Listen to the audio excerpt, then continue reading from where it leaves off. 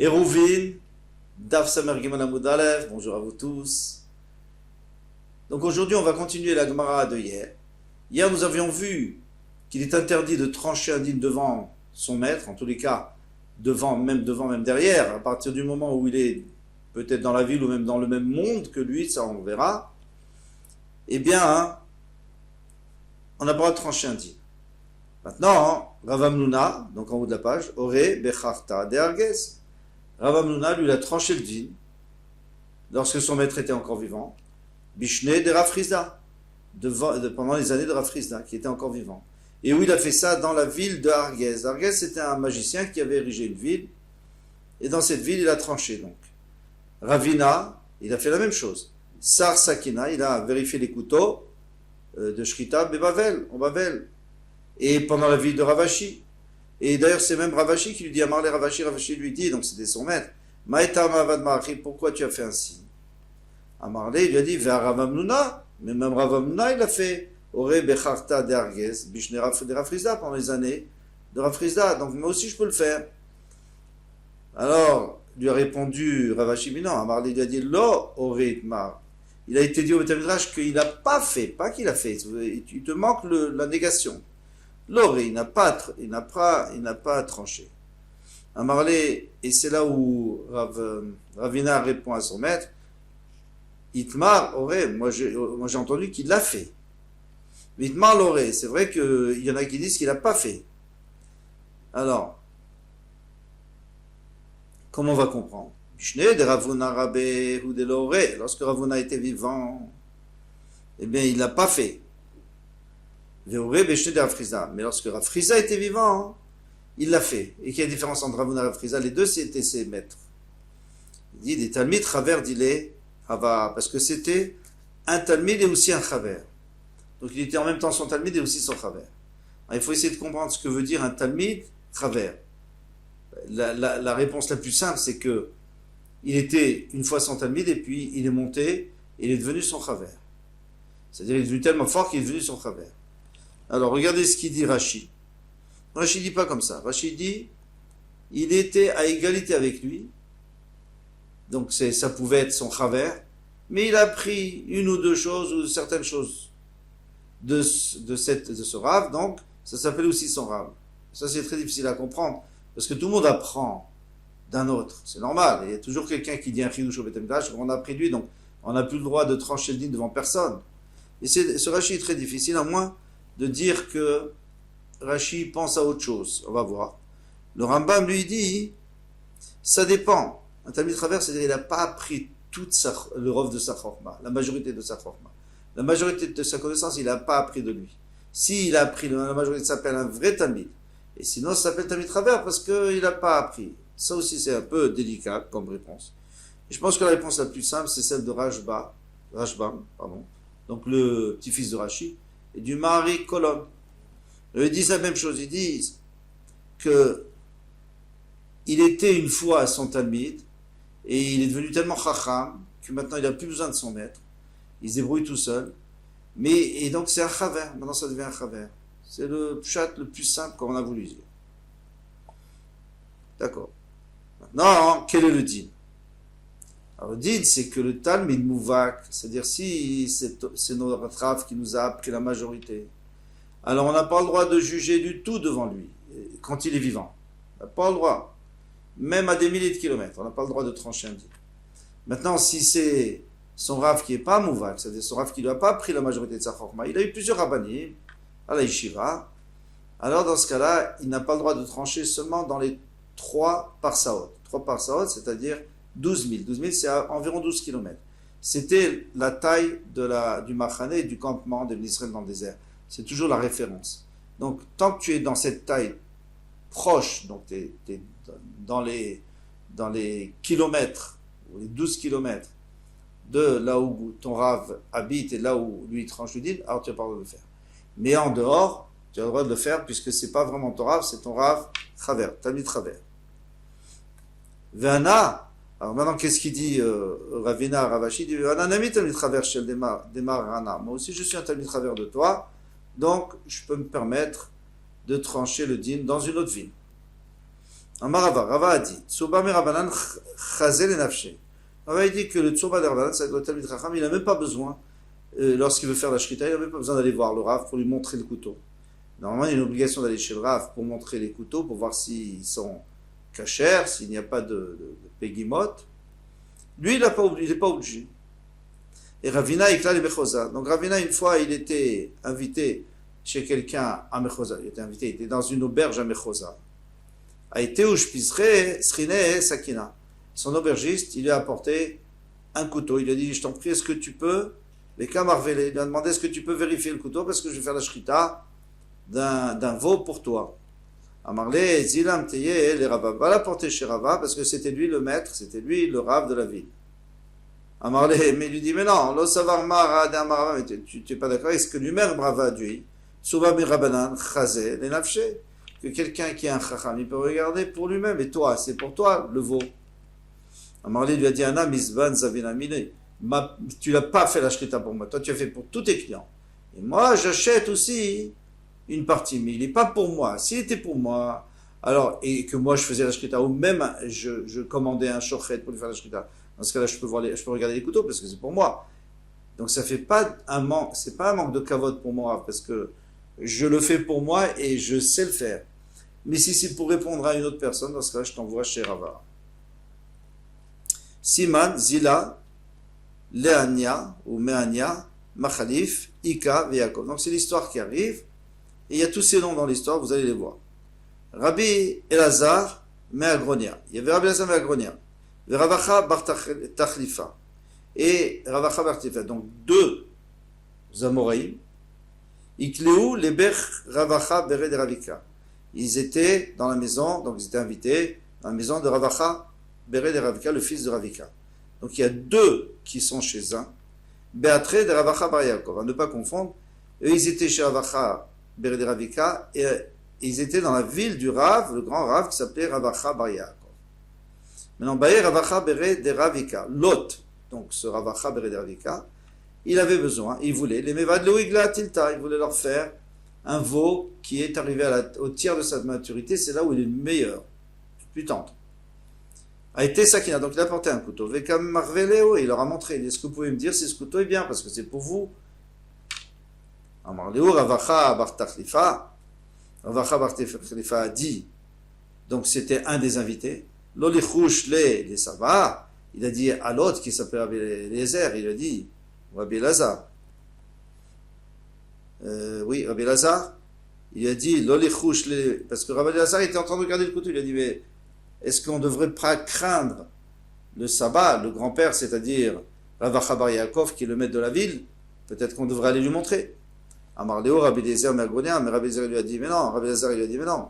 Achi Amarava, Rava lui-même a dit, Tsuba de Rabbanan, un Talmid Chacham, Chazel Nafshe, il peut regarder, il peut surveiller, il peut vérifier pour lui-même. Chazé, donc Rabbi Elazar, il dit, c'est pas la peine, il dit, c'est bon, ton couteau est bon, tu peux faire la shrita. Et là, c'était vraiment pour eux, donc il n'y avait pas de problème. Veinish, et à Philippe, malgré tout, Veinish Rabbi Elazar Meagronia, la Gemara ne dit pas comment, il a été puni. Et pourtant Rava a dit sur Rabbanan Chazel Nafshe, si c'est un Talmid Chacham, mais lui c'est sûr que c'est un Talmid Chacham, donc il avait le droit de regarder.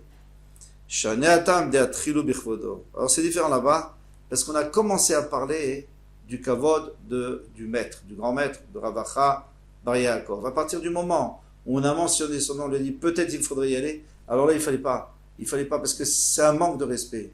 Normalement tu peux regarder le couteau et voilà c'est tout, il n'y a rien qui s'est passé. À partir du moment où son chaver a proposé qu'on aille chez le Rav, alors il ne devait pas dire on ne va pas chez le Rav. Parce que le kavod du Talmid Chacham est tellement important que à partir du moment où on a parlé de lui, il faut y aller. Ça, c'est la première réponse. Deuxième réponse, c'est différent Ravacha Bar Yaakov parce que lui était différent de tous ses amis, tous ses chavrim, par le fait qu'il était beaucoup plus âgé, beaucoup plus chacham que tout le monde. Alors lui, tu peux pas passer outre. Tu dois aller chez lui pour lui montrer le couteau de toutes les manières. C'est l'exception. Dans tous les cas, ce qu'on voit de la première réponse de la Gemara, c'est que à partir du moment, je ne parle même pas des gens qui parlent contre les rabbanim, eux c'est sûr c'est très grave.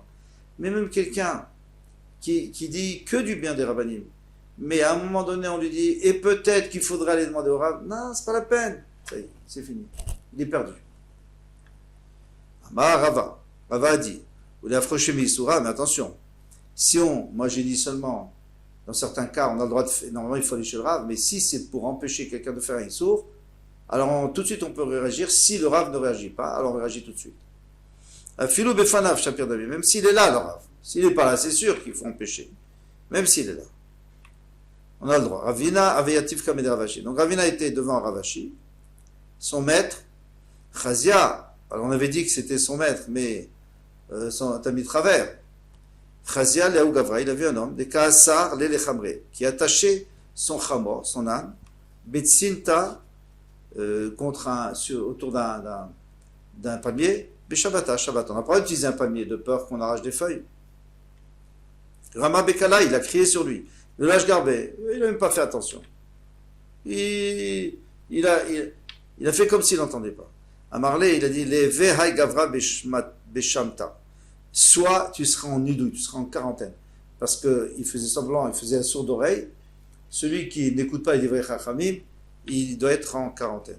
À Marley Kaïgavna. Alors maintenant, il lui demande à son maître, il dit Kaïgavna.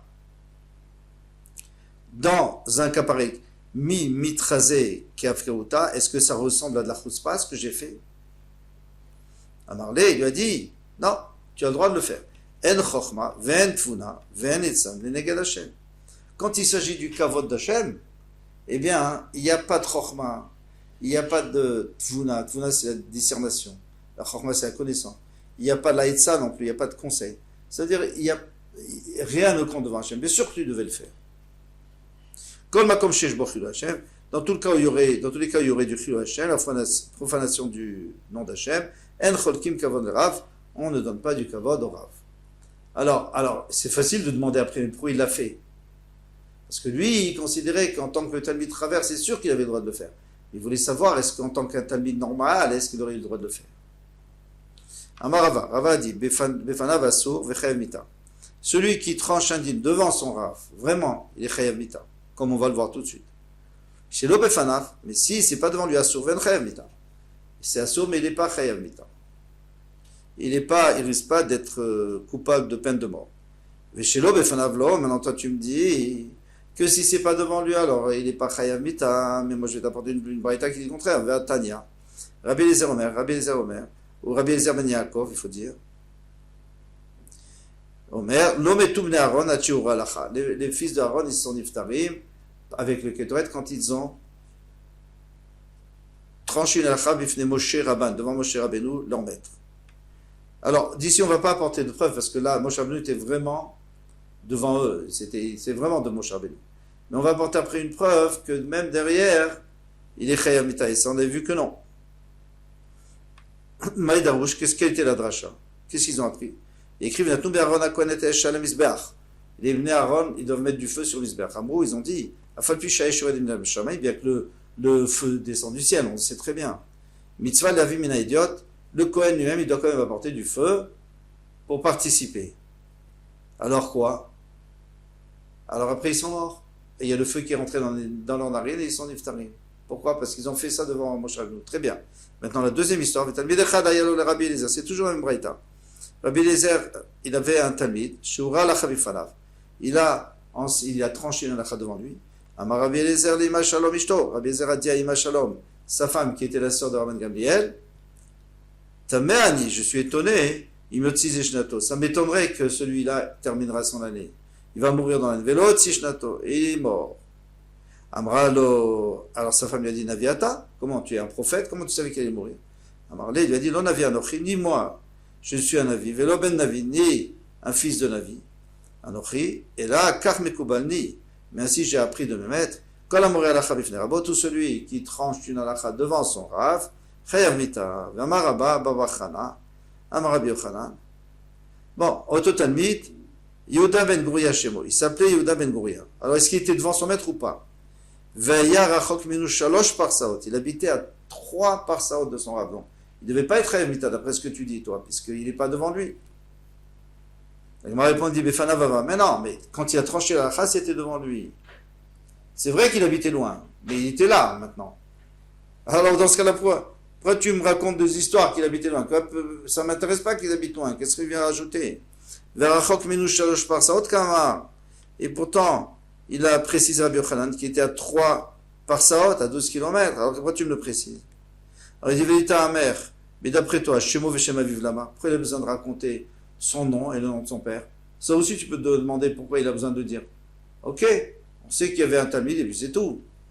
Et là, chez l'Otomar Mashalaya, mais c'est juste pour que tu dises pas.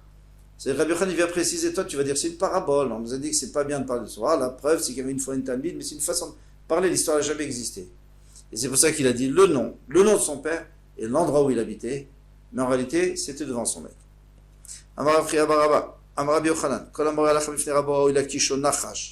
Celui qui tranche un devant son rave, eh bien, il mérite qu'un serpent le pique et qu'il meure. Pourquoi? Parce qu'on a déjà dit qu'il est Chayamita. Mais comme lui, il a fait le Issou avec sa bouche, alors ça sera un serpent qui va le tuer avec sa bouche. Chez Neymar, comme il écrit, Vayan Elihu ben Barkel. Alors c'est Abouzi. Donc c'est là-bas dans Yov. Et il y avait donc les 3 amis de Yov qui parlaient. Et eux, ils n'avaient pas de solution. Et lui, il avait une solution. Moi, je suis beaucoup plus jeune que vous. Alken Zachalti. C'est pour ça que j'ai eu très peur de parler. Et je n'ai pas voulu parler jusqu'à maintenant. Mais maintenant que vous ne parlez pas, alors moi, je vais être obligé de parler. Alors d'où on voit le serpent. Comme ça, il y a écrit dans Devarim, Zochale Afar, c'est quoi? Les Zochale, c'est ceux qui rampent, c'est-à-dire les serpents. Donc on a utilisé le même terme. Là-bas, c'est ramper. Ici, c'est Zochel, c'est avoir peur, ouais, c'est trembler. Mais on peut faire le rapport puisque c'est le même mot. Zeri Amar Rabbi Chanina, Nikrachote. Zeri dit au nom de Rabbi Chanina que il s'appelle un choté, un fauteur, chez Neymar, comme il est dit. David Ameler dit, Belibit safantim ratecha. Tes paroles, c'est-à-dire tes halachot, moi je les ai gardées dans mon cœur, je les ai cachées dans mon cœur pour ne pas les dire devant mon maître. Les mains pour pas que je faute. C'est-à-dire que celui qui est devant son maître, il faute. Ravamnuna Ramé. Ravamnuna, il pose la question, une contradiction. Au début, il a écrit que David Ameler, au début, c'est-à-dire, il y a un passage qui dit, j'ai caché dans mon cœur pour pas dire en public. Effectif, Bessarti, Tzedek Bekalav. J'ai dit en public devant une grande assemblée, j'ai dit des halachot. Alors quoi? Lo kashia, c'est pas une kashia. Kran bisman sheira iri kayam. Ça c'est quand son maître, Ira Iri, était vivant. Kran bisman shen ira iri kayam. La deuxième, quand est-ce qu'il a pu développer en public? C'est quand il n'y avait pas son maître, il était plus vivant. Amar Biababar Zavda. Puisque déjà on parle de son maître, tous ceux qui donnent toutes les